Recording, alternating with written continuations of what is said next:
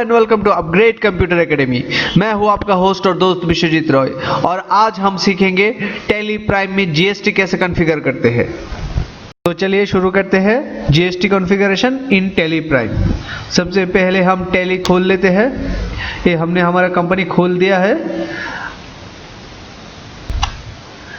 Company खोलने के बाद गेटवे ऑफ टैली में जाके हम F11 प्रेस करेंगे।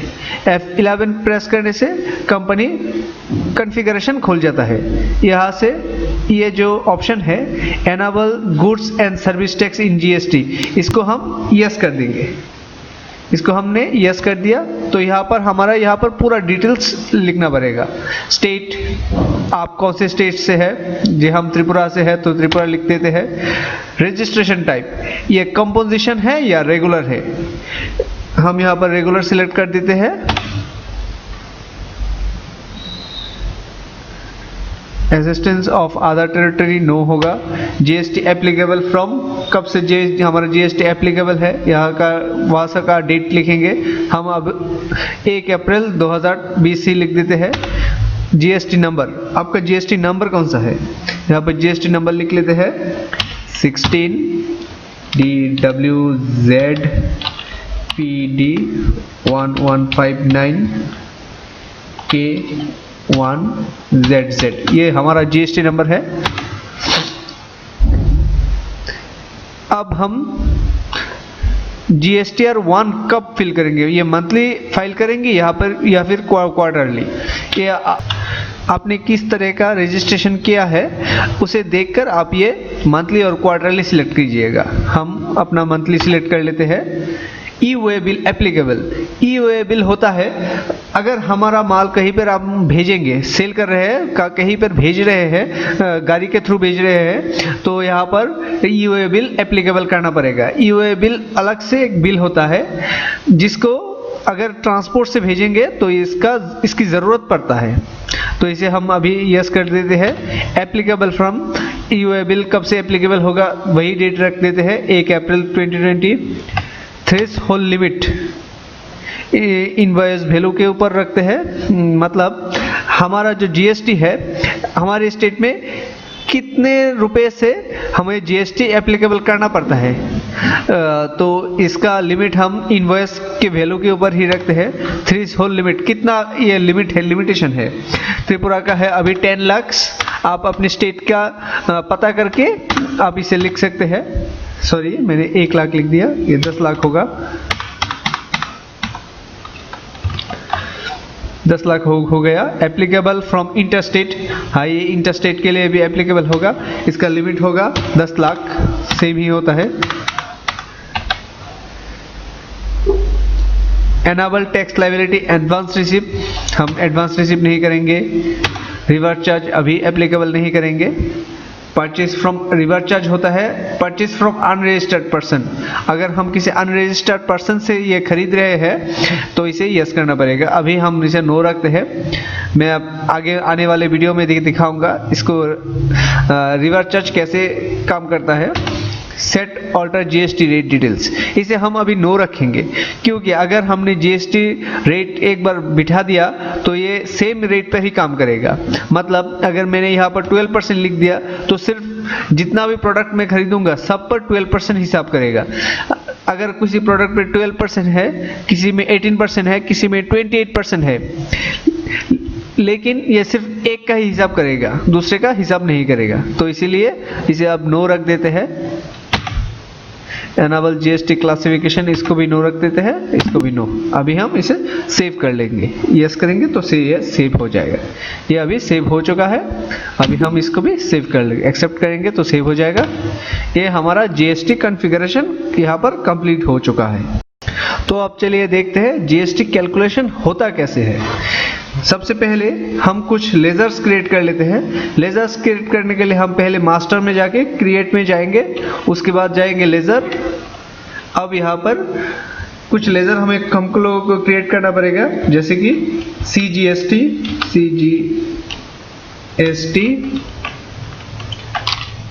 इसका अंडर होगा duties and taxes,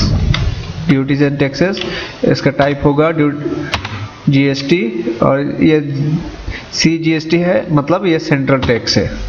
percentage of calculation हम यहाँ पर नहीं लिखेंगे, तो इसको 0 ही रख देते हैं। अब इसको सेव कर लेते हैं। अब हम बनाएंगे SGST।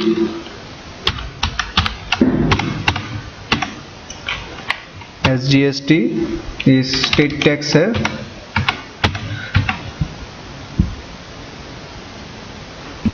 इसको भी सेव कर लेते हैं। अब है IGST।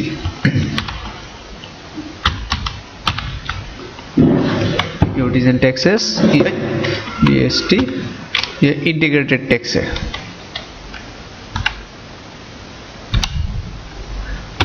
तो अब सेव कर लेते हैं। ये हमारा GST का मैंडेटरी जो 3 लेजर है, इसे हमने अभी बना दिया है। अब हम जिससे माल खरीदेंगे उनको बनाते हैं और जिसको बेचेंगे यहाँ पर लिख देते हैं एडवांस इन्फो सिस्टम।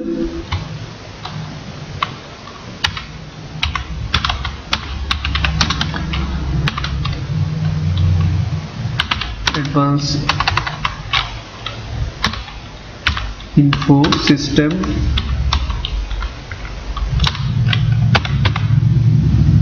इसको रख देते हैं सन्ड्री क्रेडिटर्स। ये सन्ड्री क्रेडिटर्स है। Maintain bill bye bill yes credit. ये त्रिपुरा का है, तो रख देते हैं।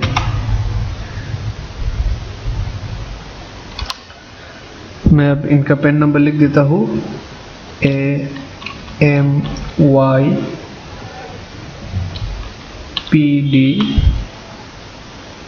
7804M। पेन नंबर लिख दिया। रजिस्ट्रेशन टाइप ये रेगुलर होगा। GST number 16 AMYPD 780M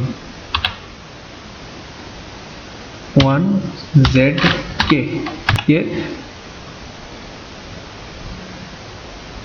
sorry के नहीं, लास्ट में F होगा। ये F है। यहाँ पर लिखा आ रहा है वेरीफाई पार्टी GSTN, मतलब पार्टी से ये वेरीफाई कर लो। हाँ, ये वेरीफाई हो गया। सेट ऑल्टर GST डिटेल्स, ये इसको यस कर, इसकी ज़रूरत नहीं है लेकिन आपको यस करके मैं दिखा देता हूँ। देखिए यहाँ पर रजिस्ट्रेशन टाइप मांग रहा है। ये कोई ई-कॉमर्स पार्टी तो नहीं है, दिखा रहा है party types normal not applicable, इसकी ज़रूरत नहीं है, तो इसको अभी सेव कर लेते हैं। हम जिससे माल खरीदेंगे उनका GST registration GST number wise सब कुछ बिठा दिया। अब जिसको बेचेंगे, अब हम माल बेचेंगे भौमिक कंप्यूटर को। भौमिक कंप्यूटर सन्ड्री क्रेडिटर्स लिख लेते हैं। ये सॉरी सन्ड्री डेटर्स होगा क्योंकि हम इनको माल बेचेंगे। Maintain balance bill bye bill yes. इनका पेन नंबर लिख देते हैं ALSPB 9401D। इनका पेन नंबर लिख दिया। Registration type regular. GST number 16 ALSPB 9401D 1ZB हो गया। अब इसको भी सेव कर देते हैं। हमको जिससे माल खरीदना था और जिससे बेचना है अब उनको बना लिया। अब परचेज और सेल का अकाउंट बना, लेजर बना लेंगे। Purchase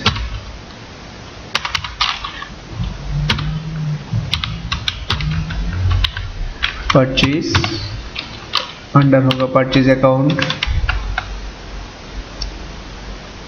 not applicable GST। यहाँ पर हमें GST डिटेल्स देने की कोई ज़रूरत नहीं है।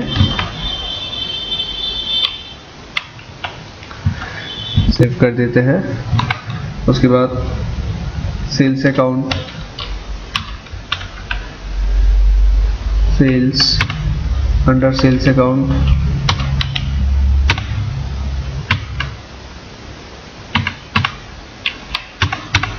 इसको भी सेव कर देते हैं। हमको जिससे माल खरीदना है वो भी हो गया, जिससे बेचना है, जिसको बेचना है वो भी हो गया, परचेज हो गया, सेल हो गया। अब हमारा इन्वेंटरी बनाएंगे, मतलब जो माल हम खरीदने बेचने वाले हैं उस माल को बनाएंगे। मैं कुछ ज़्यादा नहीं लिखूंगा, लिखता हूँ रैम, ये ए डाटा कंपनी का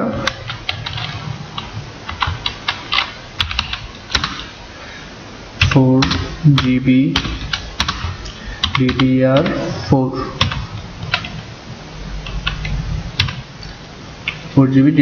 का है।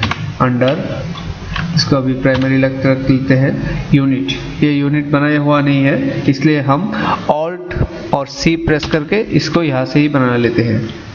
पीसेस, फॉर्मल नेम पीसेस, इसको हम पीसेस, यूनिट क्वांटिटी UQC, इसको हम पीसेस में ही रख लेते हैं। Decimal place 0। अब इसका GST डिटेल्स देंगे, GST इस पर एप्लीकेबल होगा। ऑल्टर GST डिटेल्स, इसको यस कर देते हैं। इसका वैल्यू के ऊपर होगा टैक्सेबल, ये टैक्सेबल होगा। इंटीग्रेटेड टैक्स मतलब इस पर कितना प्रतिशत टैक्स होगा, इस पर होगा 18% की दर से। अगर आप चाहते हैं इस पे सेंट्रल टैक्स और स्टेट टैक्स भी आए तो इसके लिए आपको F12 प्रेस करना पड़ेगा। यहाँ पर अगर चाहे तो इसका HSN कोड यहाँ से यस कर सकते हैं। आप यहाँ पर आप अगर चाहते हैं सेंट्रल टैक्स और स्टेट टैक्स भी शो करें तो यहाँ पर show all GST tax type को यस कर दीजिए, तो ये आ जाएगा। अब यहाँ पर देखिए आ गया है इंटीग्रेटेड टैक्स। यहाँ पर अगर लिखेंगे 18%, सेंट्रल टैक्स ऑटोमेटिकली यहाँ पर 9%, स्टेट टैक्स 9% शो कर रहा है।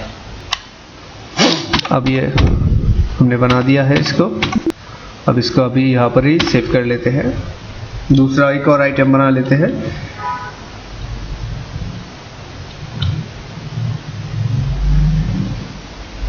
हार्ड डिस्क,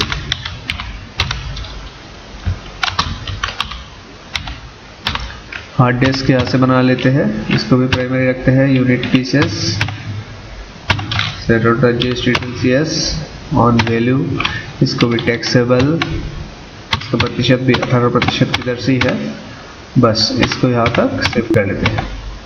अब हमारा सब कुछ रेडी हो चुका है। अब हम यहाँ से गेट टू F-Tally में जाएंगे। जाने के बाद यहाँ से वाउचर की एंट्री करेंगे। सबसे पहले परचेज यहाँ से F9 परचेज प्रेस कर लेते हैं। इनवॉइस नंबर हम कोई भी लिख लेते हैं, सपोज 55 555 लिख देते हैं।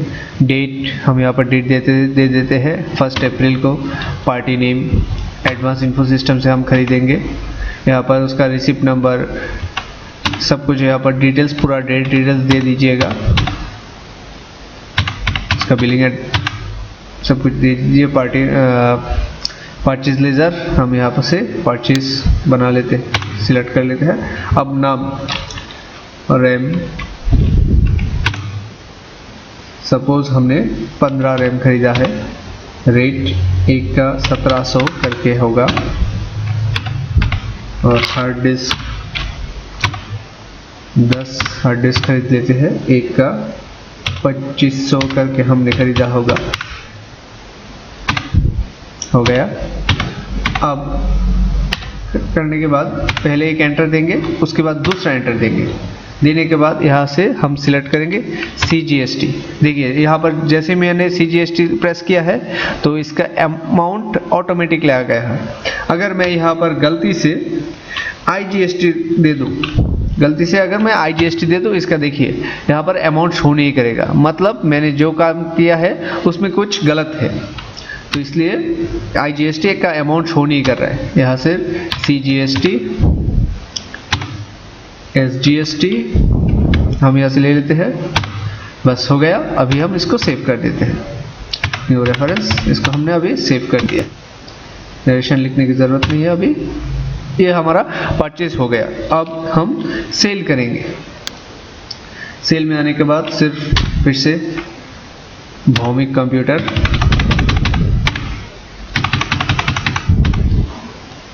रैम, यहाँ से रैम खरीद लेते हैं, सॉरी रैम बेच देते हैं 15, इसको 1700 में खरीदा था, इसको हमने अभी 2000 रुपये में बेचेंगे। हार्ड डिस्क 10, 2500 में खरीदा था, 3500 में बेचेंगे, हो गया। अब फिर से CGST, फिर से SGST हम यहाँ पर बिठा दिया, अमाउंट आ गया। अब हो गया ये, अब हम इसे सेव कर देंगे। देखिए हमने यहाँ पर CGST SGST सेल में भी दे दिया है। अब हम GST का रिपोर्ट देखेंगे। हर मंथ GST का कुछ रिपोर्ट हम देखेंगे और GST पेमेंट करेंगे। रिपोर्ट देखने के लिए सबसे पहले हम जाएंगे डिस्प्ले मोर रिपोर्ट्स में, उसके बाद GST रिपोर्ट्स। हर महीने का जो GST का जो रिपोर्ट होता है वो होता है GSTR 3B में जाएंगे। यहाँ पर देखिए हमारा पूरा GST यहाँ पर शो कर दिया है। यहाँ से लिखा हुआ है 65,000 का हमारा GST, sorry total taxable amount, हमने कितना रुपए का GST का जो माल बेचा है, कि CGST कितने का हुआ है, SGST कितने का हुआ है, और हमने यहाँ पर ITC मतलब ITC हमने यहाँ पर कितना लिया है, कितना ITC रह गया है। देखिए इतने रुपए का हमने जो माल खरीदा था उसमें जो CGST SGST हुआ था। अभी इसको हम हमारा जो बेचने के समय जो CGST SGST हुआ है उससे खरीदने के समय जो CGST SGST हुआ है उसको बाद देकर, उसको यहाँ से हटाकर जितना होता है उसको हम पेमेंट करेंगे। ठीक है, तो अब चलते हैं